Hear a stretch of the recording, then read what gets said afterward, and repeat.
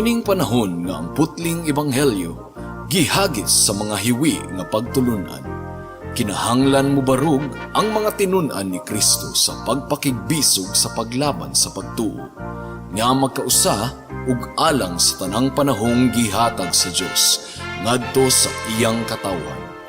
Maoy hinungdan nga namugna kining tulumanon ang putling ebanghelyo. 30 minutos nga pagsabwag sa tinuod nga ebanghelyo. Kauban ni Pastor Jeremias Hangad, ang putling ebanghelyo. Tulumanon nga gihatod kaninyo sa Herald of Grace Radio Ministries Philippines. Ang putling ebanghelyo.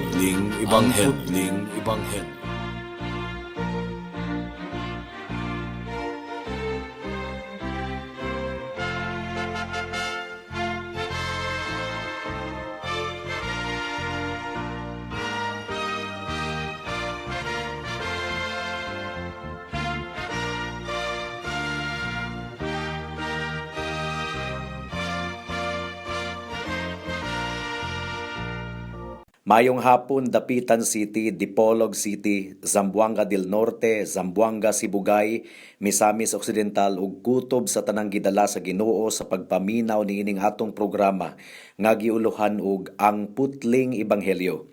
Kini ang inyong igsuon ug higala sa kahanginan si Pastor Jeremias Lauri Hangad sa Herald of Grace Radio Ministries Philippines, dinuyugan sa iglesia nga nag-sponsor niining atong programa, ang Salitran Covenant Bible Church sa Barangay Salitran, Dakbayan sa Dasmariñas, Probinsya sa Cavite.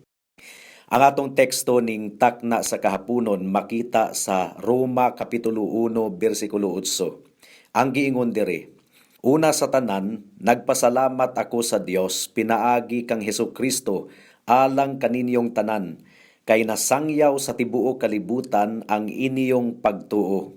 May the Lord bless the hearing and meditation of His Word.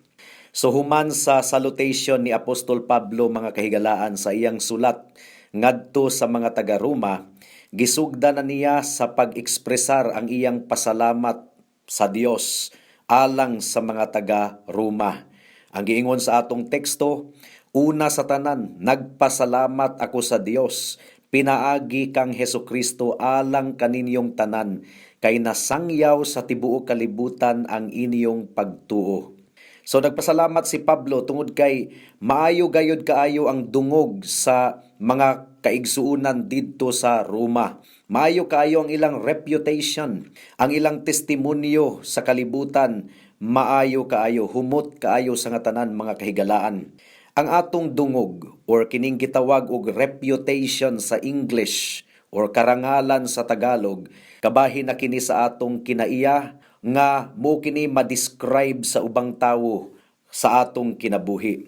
Ang atong dungog, mao kini ang nag-identify kanato taliwala sa mga katawhan.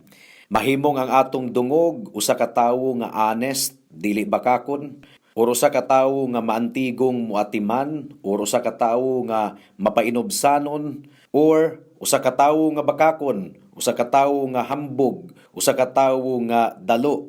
Mahimo usab nga ang imong dungog atubangan sa mga katawhan, usa ka tawo nga adunay prinsipyo ug adunay ligdong nga baruganan sa tanang mga butang. So that is what reputation is all about. Unsay maistorya sa ubang mga tawo kanimo. Now, unsa man ka importante kining maayong dungog mga kahigalaan. Nakita ni Pablo ang maayong dungog sa mga Kristohanon didto sa Roma. Importante gayud kaayo kini ug nagpasalamat siya sa Dios tungod niini. Dili basta-bastang dungog ang gihisgutan ni Apostol Pablo mga kahigalaan. Of course, kitang tanan nakaila kung kinsa si Bill Gates, kinsa si Donald Trump, kinsa si Rodrigo Duterte, kinsa si Leni Robredo. I am not talking about just being well-known. Unsa man ang elemento sa reputasyon or dungog nga gihisgutan ni Pablo mahitungod sa mga taga-Roma.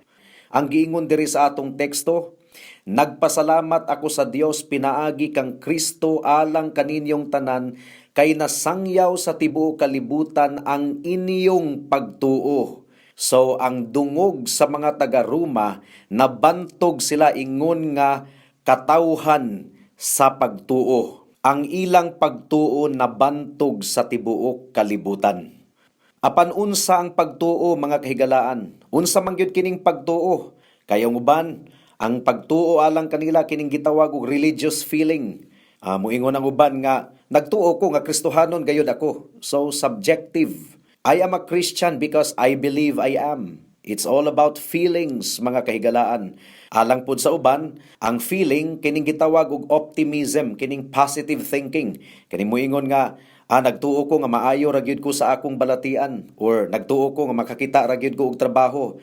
So ang pagtuo alang kanila mo kining gitawag sa English og wishful thinking. Pero dili kini mao ang pagtuo nga gihisgutan ni Pablo mahitungod sa mga Kristohanon didto sa Roma nga nabantog sa nagkalain-laing dapit.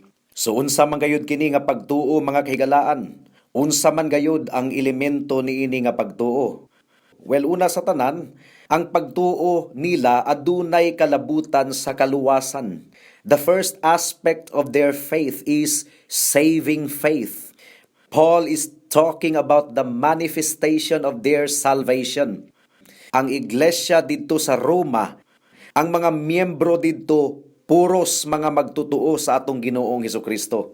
Mao nga gidayeg ni Pablo ang Dios gumikan sa pagluwas niya sa mga katawhan didto sa simbahan sa Roma. O basahon nato og utro ang atong teksto.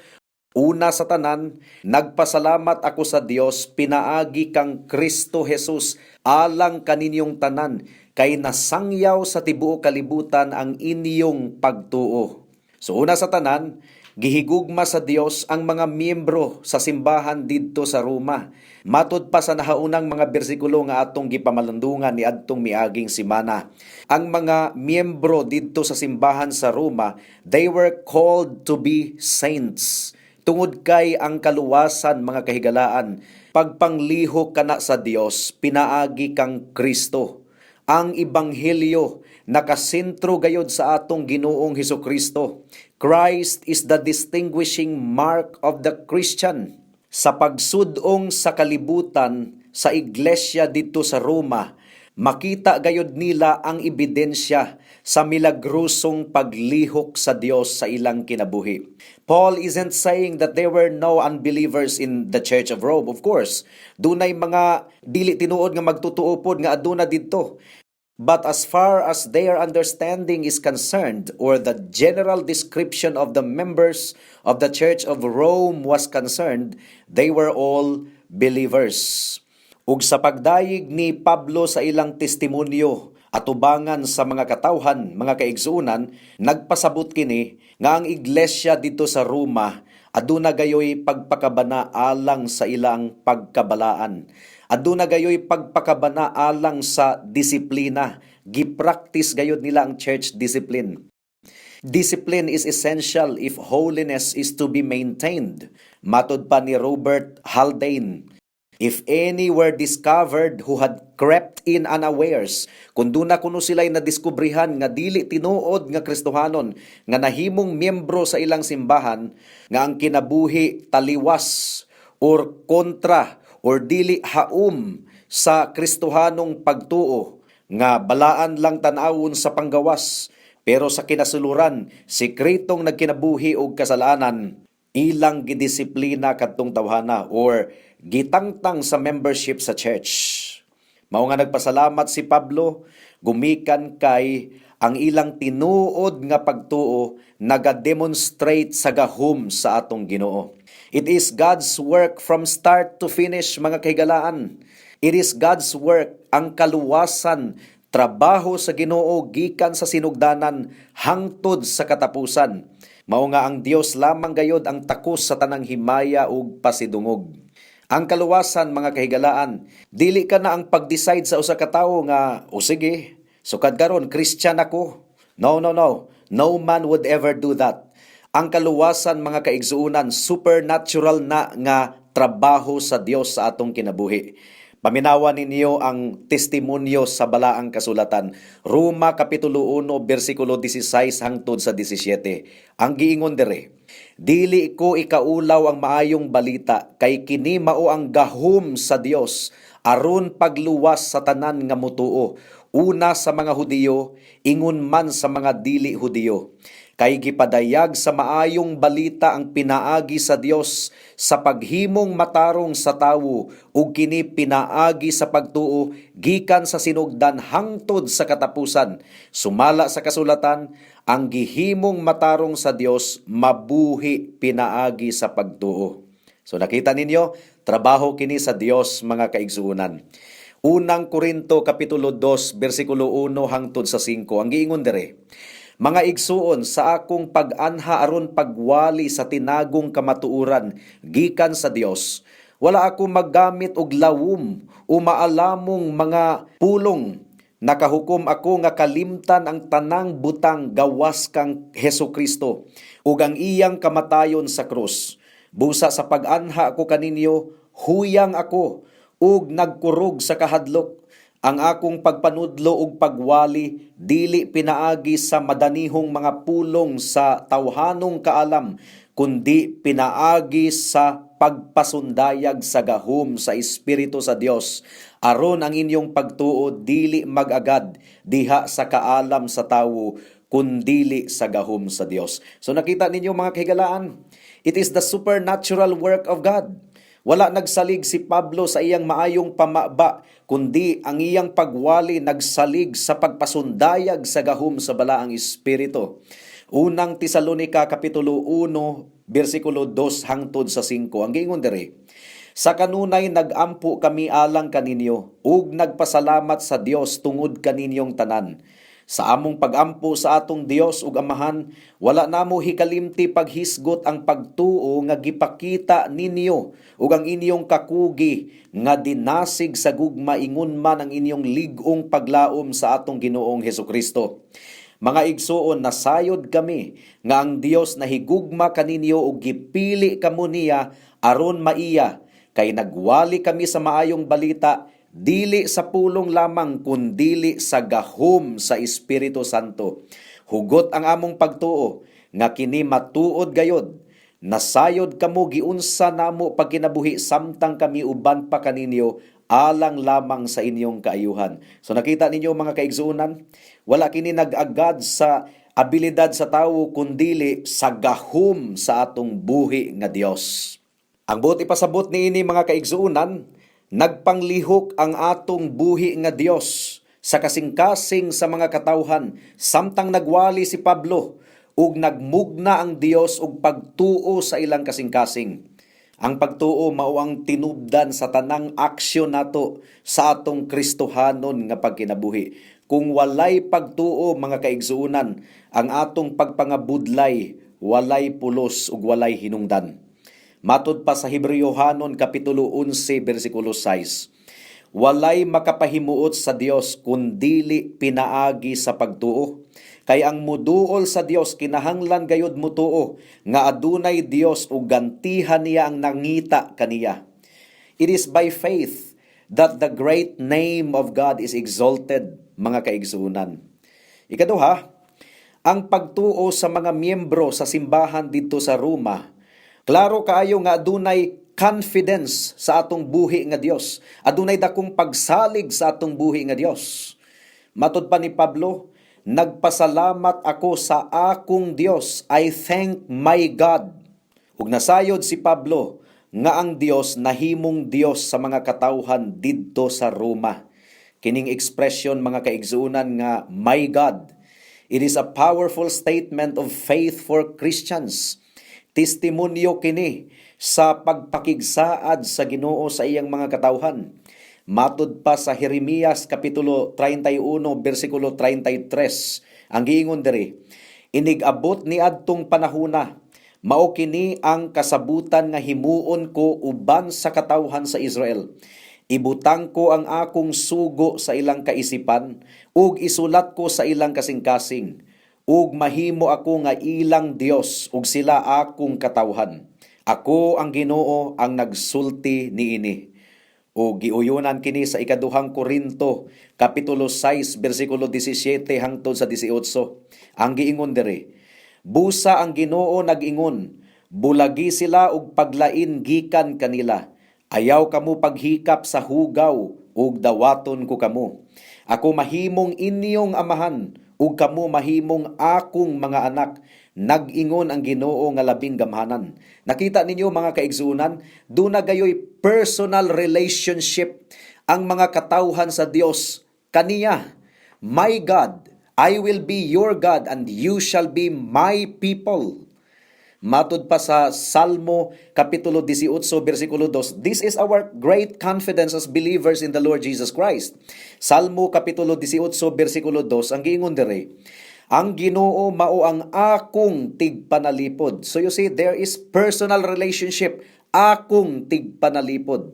Siya ang ligon kong kuta ug manluluwas. Ang akong Dios, akong kaligon, ug siya ang akong dalangpanan. Manalipod siya kanako sama sa taming, ug luwason niya ako, kay siya ang akong sandiganan. Adunay mga tawo nga kung Dios na ang pagahisgutan, dili gyud nila maingon nga, my God, akong Dios. Ang uban mangani moingon nga, nagpasalamat ako sa naa sa itaas. Daghan ra bang naa sa taas mga kahigalaan, ay unggoy naa sa taas, ilaga naa sa taas, langgam naa sa taas. Dili lang yun makaingon nga, nagpasalamat ako sa akong Dios. Nagpasalamat ako sa Dios nga makagagahom, nga akong manluluwas. Walay personal nga relationship.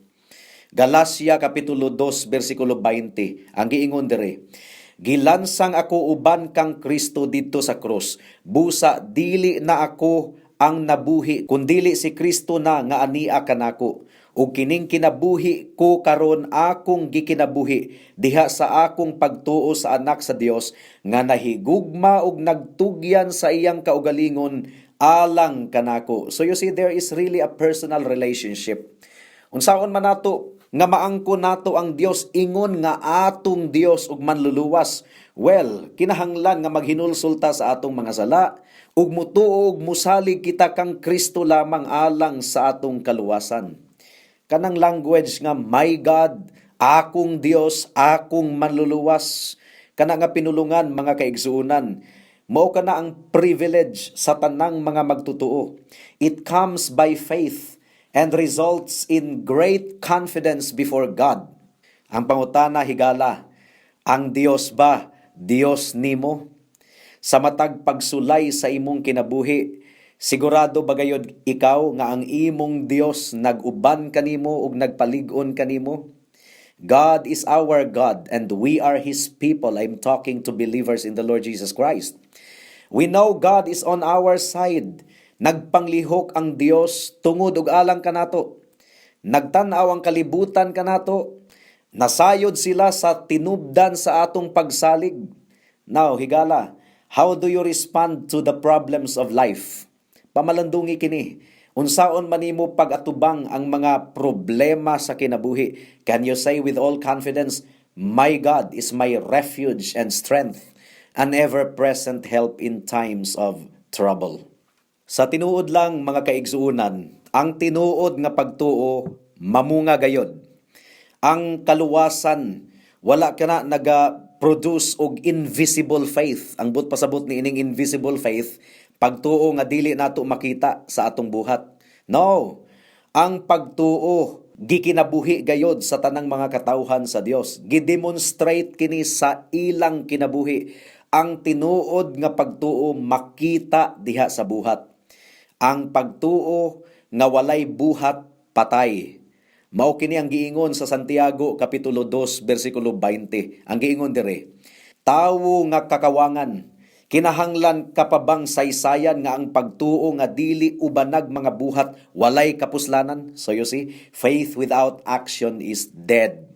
We often hear people say in our corrupt religious society, ang ilang kasagarang panultihon, my faith is a personal thing. Sa ako lang na. Personal na nako, dili lang gud nako na ipasaya-saya atubangan sa mga tao. No. This usually means their faith is non-existent. Ang tinuod nga pagtuo dili sekreto, makita gayod sa buhat. Ang mga magtutuo nagkinabuhi diha sa maayong testimonyo sa ilang tinuod nga pagtuo. Unsa man kini nga pagkinabuhi? Ang kinabuhi sa magtotoo, usa ka kinabuhi nga puno sa gugma. Gugma sa Dios nga nagpanglihok sa atong kasing-kasing. Unang Juan kapitulo 4 bersikulo 7 hangtod sa 8. Mga igsuon, maghigugmaay kita kay ang gugma gikan sa Dios. Ang nahigugma sa iyang isig katawo anak sa Dios ug nakaila sa Dios. Ang wala maghigugma sa iyang isig katawo, wala makaila sa Dios, kay ang Dios gugma man. So ang bunga sa pagtuo, gugma. Ang tinuod nga magtotoo, nagkinabuhi diha sa gugma. Ikaduha, ang tinuod nga pagtuo, miresulta sa kinabuhi nga adunay disiplina. Unang Korinto kapitulo 9 bersikulo 27. Ang giingon diri, gimanso ko ang akong lawas ug gipanton ko kini aron nga dili ako isalikway human ako mag-awhag sa uban pag-apil sa bangga.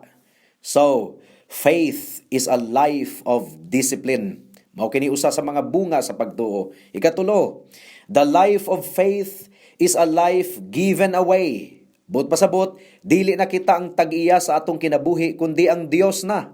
Unang Korinto kapitulo 6 bersikulo 20. Ang giingon diri, gipalit na kamo niya, busa gamita ang inyong lawas alang sa himaya sa Dios. So you see, wala na kita nagkinabuhi sa atong kaugalingon or alang sa atong kaugalingon, kundili alang sa kahimayaan sa atong buhi nga Dios. Nagkinabuhi na kita alang sa pag-alagad sa atong buhi nga Dios.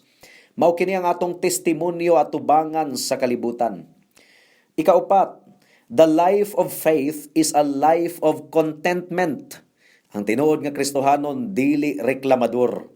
Bisag unsa ang iyang kahimtang, nagpasalamat siya sa Ginoo ug nalipay siya diha sa Ginoo. Pilipos kapitulo 4 bersikulo 11 hangtod sa 13. Ang giingon diri, wala ako magpasabot nga nakulangan ako sa akong mga gikinahanglan, kay nakatunan ko ang pagkatagbaw sa bisan unsay ania kanako. Nasinati ko ang pagpuyo diha sa kawadon ug sa kahamugaway. Nakatunan ko na ang pag-atubang sa bisan unsang kahimtang sa kinabuhi. Sa kabusog, o sa kagutom, o sa kahamugaway, o sa kawadon. May kalig-on ako sa pagsagubang sa tanan tungod sa gahom nga gihatag kanako ni Kristo. So you see, true faith produces a life of contentment. Ang kinabuhi diha sa pagtuo, kinabuhi nga adunay kalipay, tinuod nga kalipay. Unang Pedro kapitulo 1 bersikulo 7 hangtod sa 9. Ang giingon diri, tungod niini madawat ninyo ang mga pagdayig, himaya ug dungog sa adlaw nga ipadayag na si Hesukristo. Gihigugma ninyo siya bisan wala kamo makakita kaniya, ug nagtuo kamo kaniya bisan wala kamo makakita kaniya hangtod karon. Busa na puno kamo pag-ayo sa kalipay nga dili malitok sa pulong, tungod kay nakadawat man kamo sa bunga sa inyong pagtuo nga mao ang inyong kaluwasan. So nakita nato mga kaigsuunan. Sunod, the life of faith is a life of holiness. Adunay pagkabalaan. Matod pa sa Hebreohanon 12:14.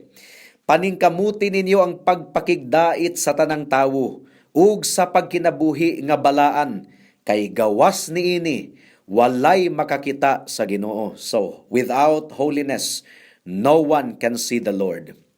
Next, the life of faith is a life of peace. Adunay kalinaw ang tawo nga adunay tinuod nga pagtuo sa atong buhi nga Dios. Roma kapitulo 1 bersikulo 7 ang giingon dire, ang grasya maanaa kaninyo ug kalinaw sa Dios nga atong Amahan ug sa Ginoong Hesukristo.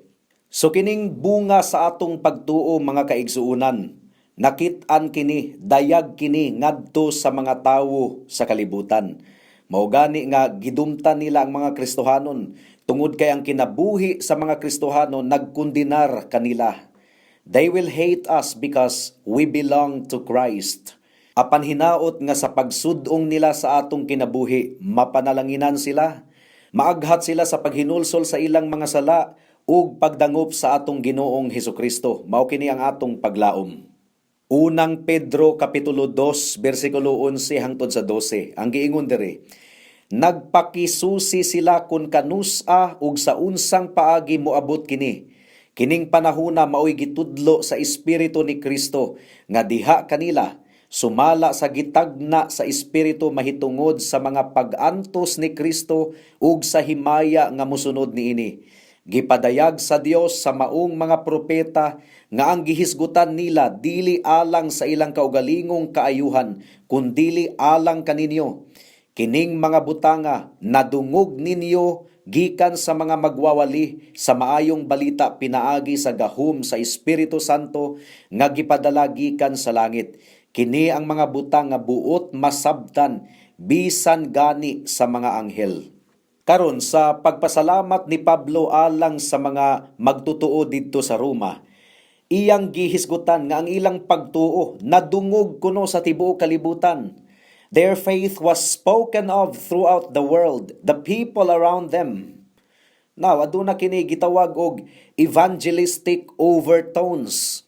Ang ilang kinabuhi mismo nanangyaw ang ilang testimonyo.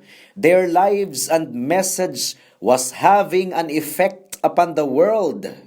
Now, mao kini ang testimonyo usab sa mga magtutuo didto sa Tesalonica. Kung atong basahon ang unang Tesalonica Kapitulo 1, versikulo 8, ang giingon diri, pinaagi kaninyo ang mensahe mahitungod sa Ginoo, mikaylap sa Macedonia ug sa Akaya. Mikaylap usab sa tanang dapit ang balita mahitungod sa inyong pagtuo sa Dios, busa dili na kinahanglan nga amo pa kining isulti. So ang pagtuo sa mga taga Tesalonica was going forth in the world as an example. Most important, mga kaigsuunan, grateful si Apostle Paul nga ang ngalan ni Kristo mikaylap sa tibuok kalibutan gumikan sa testimonyo sa mga kaigsuunan didto sa Tesalonica ug didto usab sa Roma. When faith spreads, the name of Christ is exalted. So sa mga aplikasyon, kinahanglan nga ang atong testimonyo musidlak usab atubangan sa mga katawhan. Kinahanglan nga ang atong pagtuo mabantog usab sa mga katawhan. Kinahanglan nga mo kini itanom nato sa atong alimpatakan mga kaigsuunan. Hinaot nga tabangan kita sa balaang espiritu aron ma-maintain ang maayong testimonyo at tubangan sa mga katawhan. It's by genuine faith that we are able to reflect the light of Christ and shine forth in this world of darkness. Unsaon man nato pag-evaluate ang iglesia nga tinuod, ang tinuod nga simbahan? Unsa may mas maayo? Simbahan nga dunay 300 ka mga members, apan ang kinabuhi ni anang mga miyembroha, karnal, kalibutanon kaayo, unbelieving, or simbahan nga adunay 50 ka mga miyembro, apan nagkinabuhi nga balaan ug nahigugma gayod sa atong buhi nga Dios. How often do you hear the charge of hypocrite leveled at local churches? Daghan kay mga tao nga moingon nga, di ko ganahan mahimong Christian. Mga tigpakaaron ingnon. Sakit kaayo paminawon mga kaigsuunan. Ang tinuod nga Christian, musidlak gayod sa iyang testimonyo. Rome was a church with many members whose reputation was well known. Unsang matang sa dungog ang iglesia, diin kita nahisakop. Kung i-describe sa kalibutan ng atong church mga kaigsuunan, unsa may ilang description sa atong iglesia? Mga buutan, sidlak ang testimonyo or mga tigpakaaron ingnon. What effect does your membership have on our church's reputation? Do you promote it by your holy living? Does your life paint a positive reputation for our church? Mao kini ang pangutana nga angay natong pamalandungan. Alang sa mga kahigalaan nato nga wala pa kang Kristo, posible nga makalusot mo sa church membership. Kay doon na may mga churches nga dili careful sa pagdawat sa mga church members. Pero atubangan sa Dios, nasayod siya kung kinsa ang tinuod nga Kristohanon, kinsa ang dili Kristohanon. Ang tinuod nga Kristohanon, tinuod nga naghinulsol sa ilang sala ug tinuod nga nagsalig kang Kristo lamang. Isip ilang bugtong Dios ug manluluwas. Tinuod ba ikaw nga Kristohanon higala? Pamalandungi kini. Amen. Hangto din hilang kitataman sa atong pagpamalandong ning takna sa kahaponon tungod kay wala na kitay oras pa.